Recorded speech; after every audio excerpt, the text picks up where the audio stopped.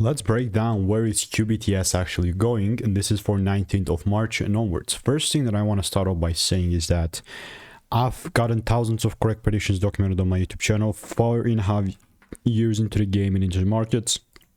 Everything is documented, and I've spent like 5 figures in courses and mentors. Okay, with that in mind, I'm still like, although the price zoomed up and you can see like I was the one guy sitting here just being bullish and just actually milking things up. At the time when I made this video and this long prediction, it was sitting at 691, right? It was made 4 days ago. Only got 1 like, which is absolutely crazy, but it went from here and then delivered.